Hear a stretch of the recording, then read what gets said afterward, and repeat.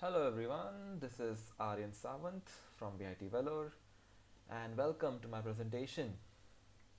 So roads, which you see them every day when you're commuting across your home to your office or from your home to your grocery store, all things that you travel on. These roads are the basic foundation of a transportation system. These roads can be of various types. They can be either kacha road or a pakka road. Kacha road being the ones which your vehicles don't like to go over them because these roads are very bad and they are not good for your vehicle and they're extremely uncomfortable. They are typically built up of gravel or mud which doesn't have any good plan across them. The other kind of roads are the pakka roads, the good roads, the ones which in cities are very common.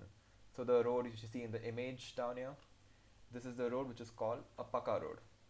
These are typically built of asphalt, which are good for the vehicles. They allow the vehicles to travel smoothly and make the passengers comfortable during the ride.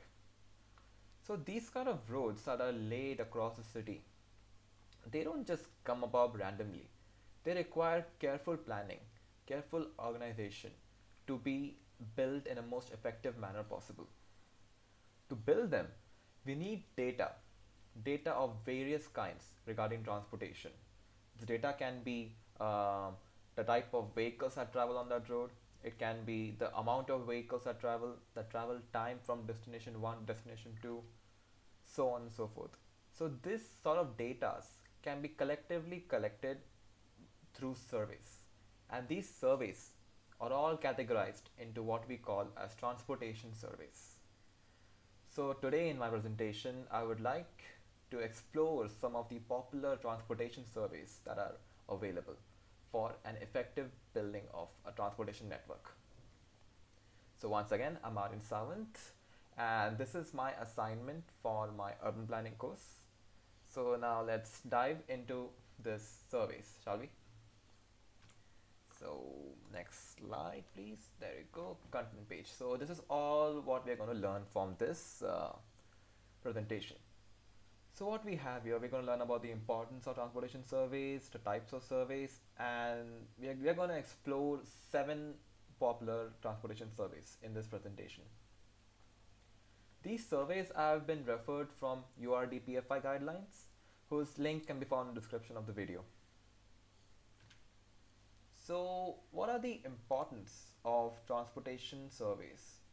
I think I've explained a brief about this in the start of the video itself, but let's try to dig in deeper and understand the core concept of the objectives which we have through the surveys. So number 1 is to understand the transport network and commute pattern in the city.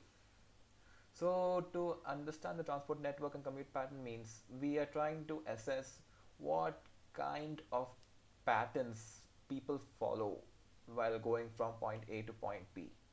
These patterns can be their route of travel, the type of vehicles they choose for traveling, so on and so forth. The next objective is to collect the origin and destination zones. So by collecting from where these people are traveling and to where they're traveling to, we can tell and estimate the travel time, how much time will it take to travel from their source to destination, and through this we can assess the problems, the hindrance that come in between these things, so we can try to develop a better and more effective transportation network for these people. The next objective is to have an inventory or a database about the transportation facilities, existing land, and economic activities. So by having an inventory or a database, we are trying to understand what kind of facilities are there for the traffic. This includes facilities for pedestrians. That means footpaths or pedestrian crossings, zebra crossings, transportation bridge, etc. And also facilities for traffic management. This includes traffic signals, railway crossing, intersection, freeways, and etc. etc. And from this, we'll also know to have what is the use of the land and what kind of economic activities are going on this land. So economic activities means, is there a toll plaza at this section of the road, and how much of revenue it is collecting from the vehicles. We'll come to know about that from conducting these surveys. The next thing is we can have database to determine a good policy and the priority determination.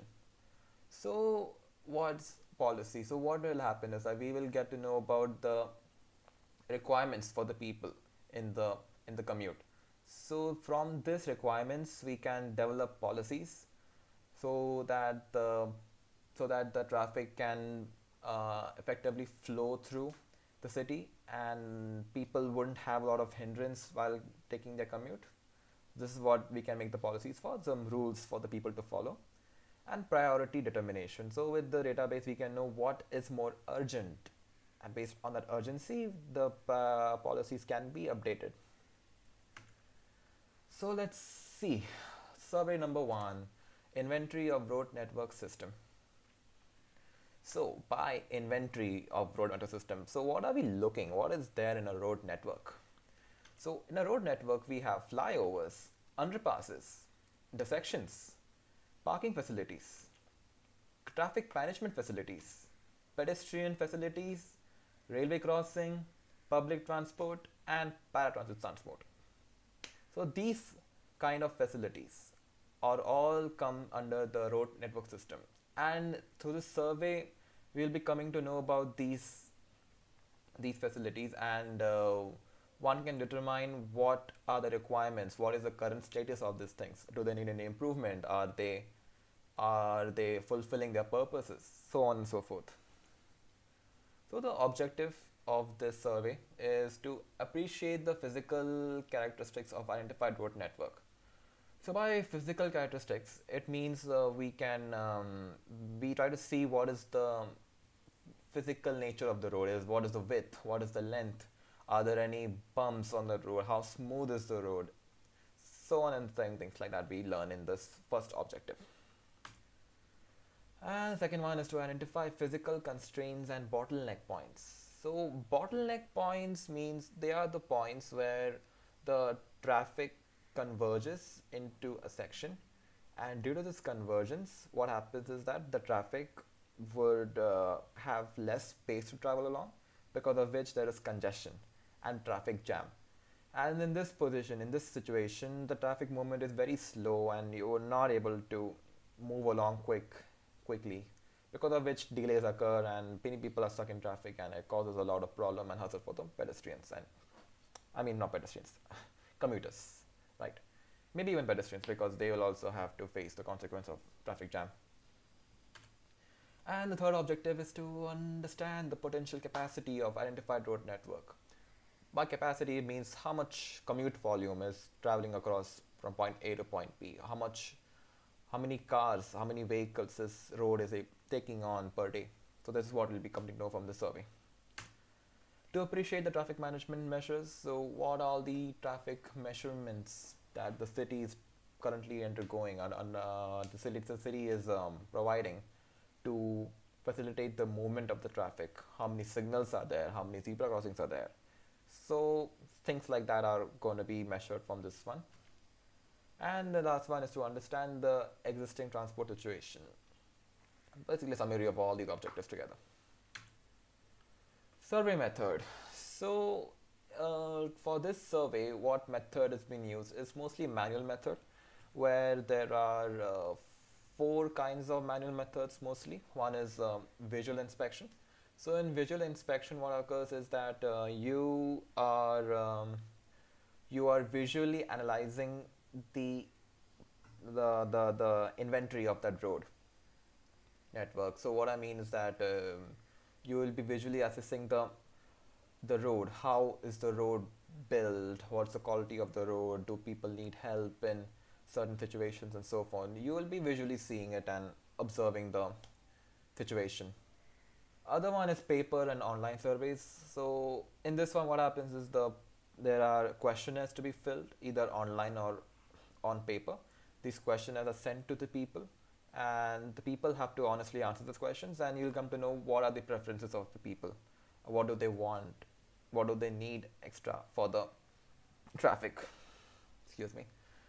And the next one is telephonic surveys and one-to-one interviews. So in this, what happens is there's a person that's taking an interview. This person can be from the traffic authority, who will be requiring the data of what people want or what people are finding problems in.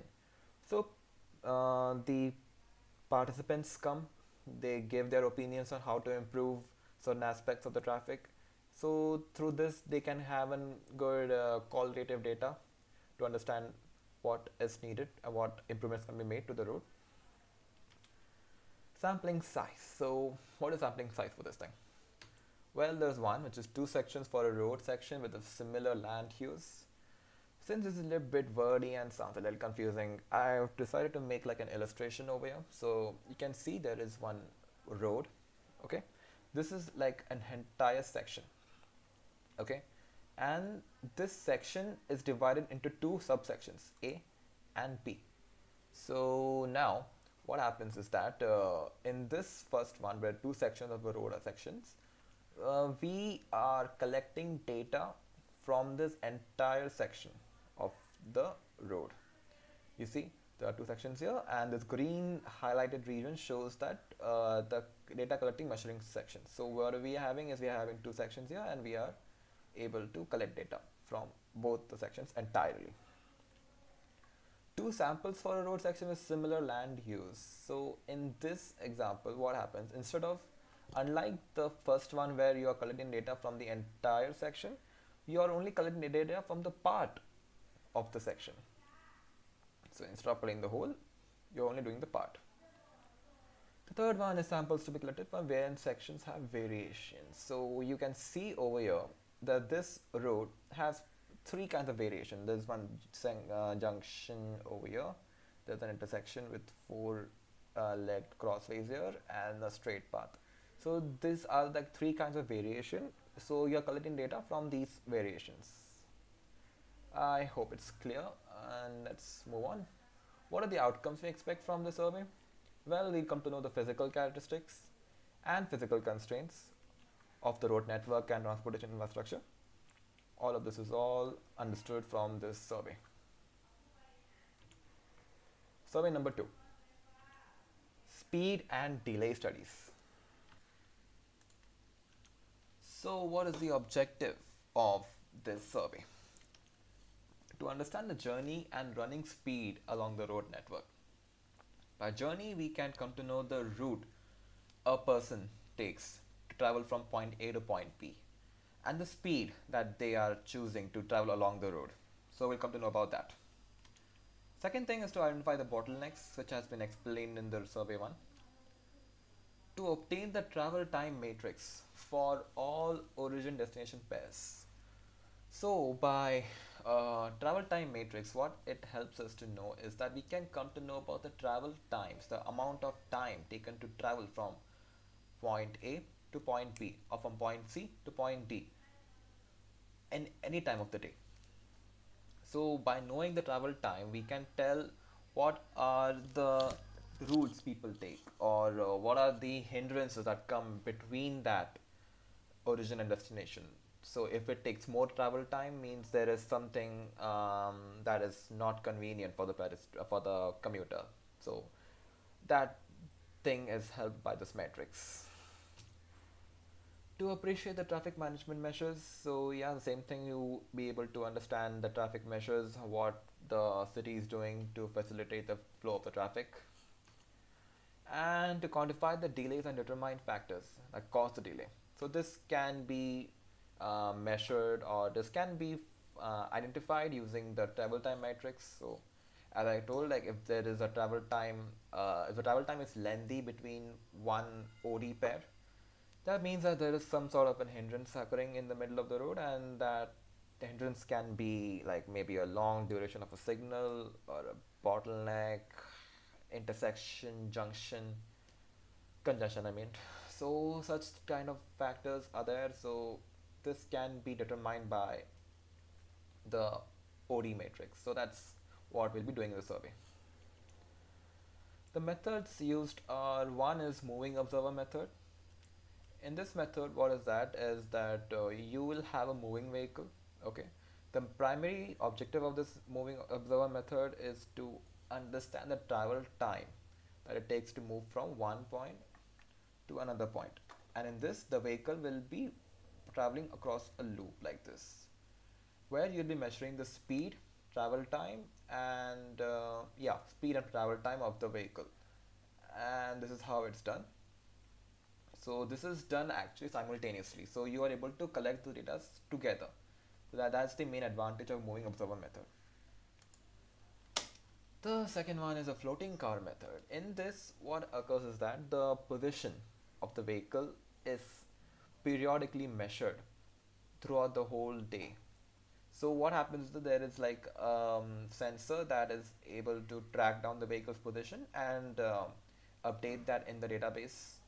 So through this floating car method and by knowing the position of the vehicle, you are able to understand the pattern, the commute pattern a particular person follows. And through this, you can come to know whether the pattern is efficient, is it time consuming, and you can make provisions to improve that pattern.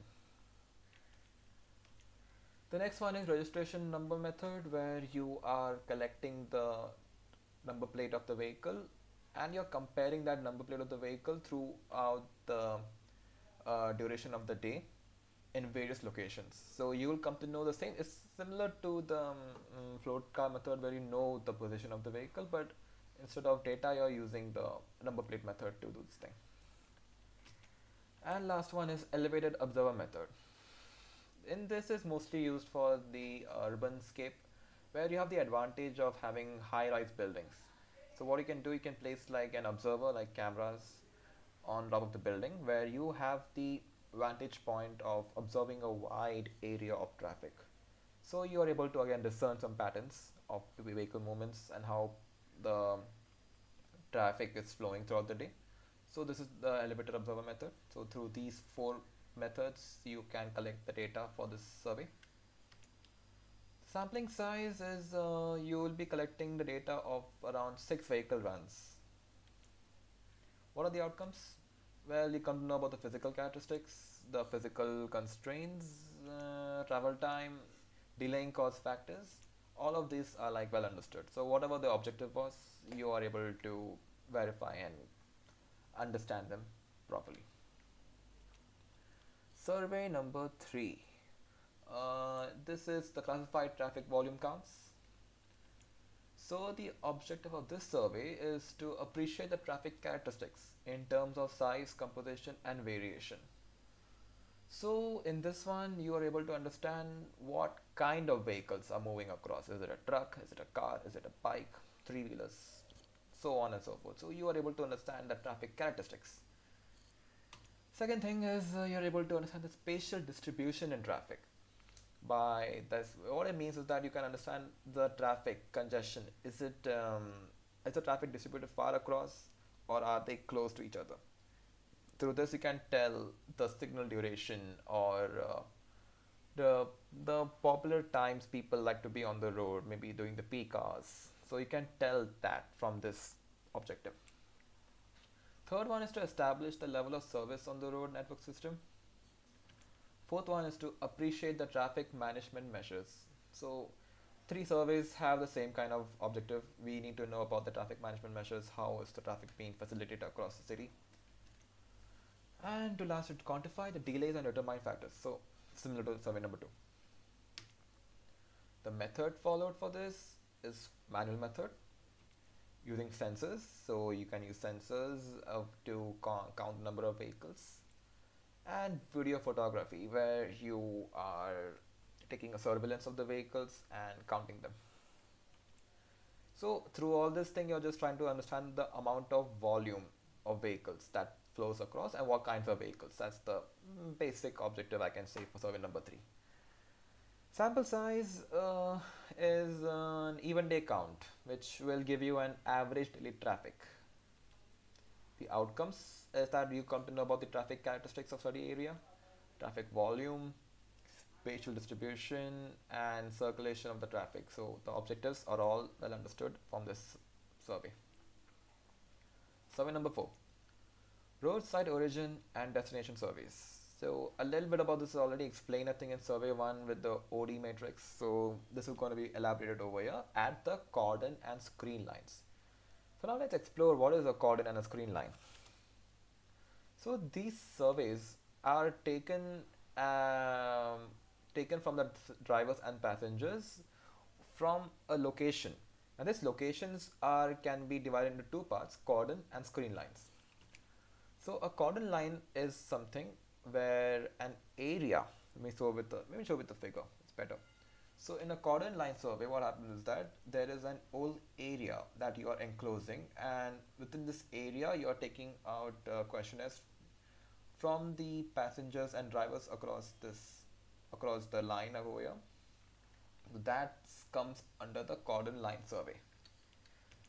The second one is a screen line survey. In this, the study area is divided into large natural zones. You can see over here there is a screen line survey here in live. So this lines can be a bridge or a river. So across these zones, you are taking the survey from the passing vehicles. So what is the objective of this thing? To appreciate the traffic characteristics, okay? To appreciate the desired patterns of passenger and goods traffic. So by doing the survey, you can understand what patterns do passenger vehicles take and what patterns do commute. What am I saying? Not commute. My bad. What patterns do commercial vehicles take? So passenger vehicles and commercial vehicles. So you need to know what kind of routes they follow, because they are different kind of vehicles. They require different kinds of roads and different kinds of bridges in order to move across the city. So you come to know about that. To assess the intensity of through and destined traffic, to use in model validation. So these are the four objectives for the survey. The survey method is the roadside interview method, which is a typical play scenario where the people are stopped at the road and asked questions about where they are going, what route they're taking, what side of the highway they're going to be making a junction with, so on and so forth. Such kind of questions are asked in the roadside interview method. Registration number plate survey, where you'll come to know about where is the vehicle traveling, and tags on vehicles to track the vehicle. So these are the ways you can understand how the vehicle moving across the city. The sampling size is done like it should be conducted for 3 consecutive days on sample basis, and it should be ensured that it includes both the weekly market and the working day. So that, because in weekly days and working day, what happens is when there is a holiday, then the amount of vehicles will vary compared to the working day. So you need to know about the data from both kinds of days. Outcomes expected is that you know the traffic pattern and the OD matrix is made, which will help to calibrate a transport demand model. So you will be able to get these outcomes from survey number 4.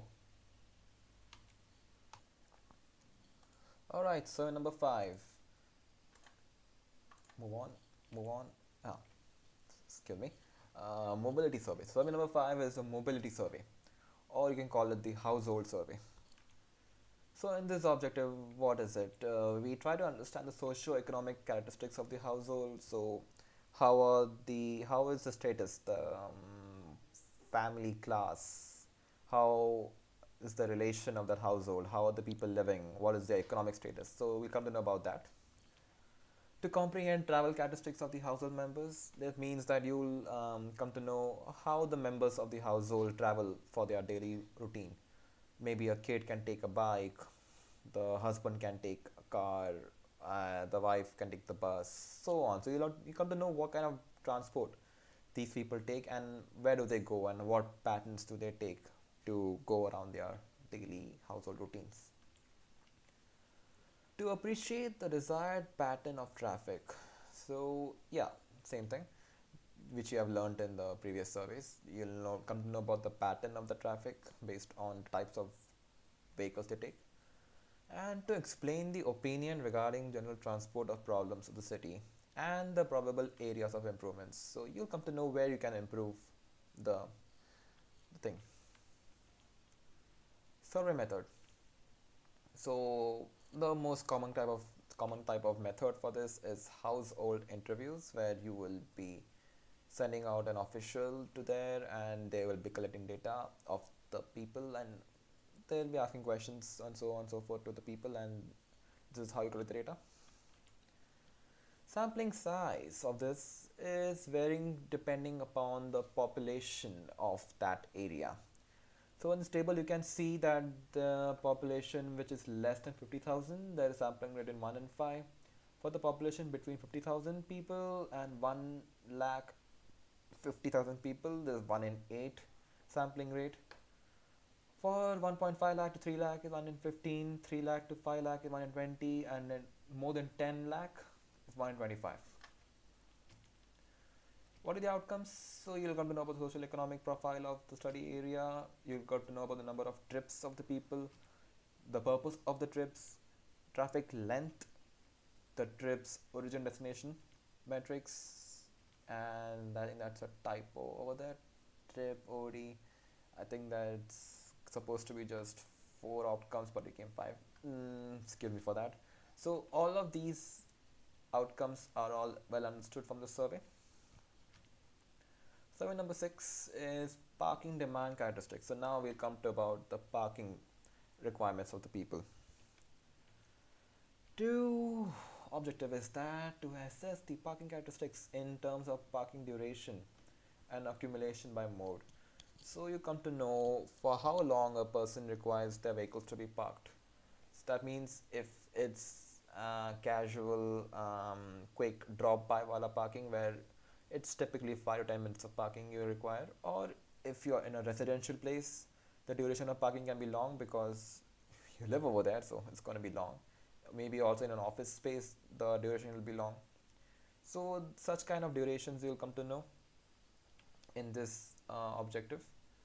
To assess the future levels of demand, so depending on the population rise, the number of vehicles will rise.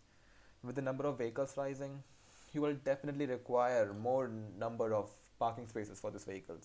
So you need to know, okay, how many parking spaces that needs to be built in the future. So that will become to know by this objective. To develop a parking policy, so we need to have a rule about parking policy, because if we just don't have any rules, people will not care to follow parking ethics. So by making a policy, we can ensure people follow some ethics and be nice to each other. Survey methods. So one is parking space inventory, where you'll have a database about the location of the parking, condition and type of vehicle, and number of parking spaces and parking rates.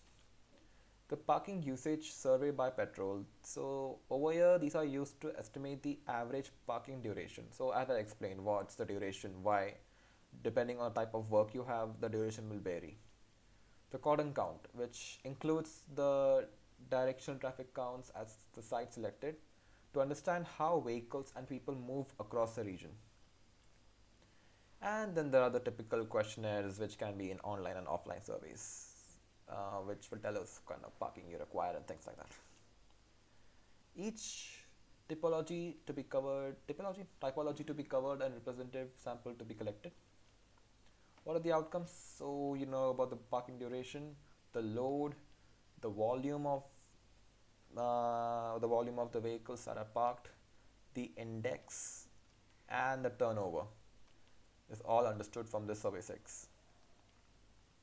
The last survey 7 is parking supply.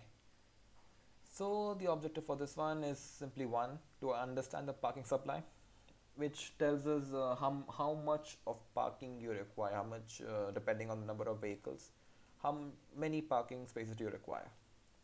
The method for this is parking space inventory, which is there for survey number 6 as well. You collect the information about the location, types of vehicle, number of parking spaces required, parking rates, etc. etc. Sampling size is similar to the survey number 6, where typology to be covered and sample to be collected.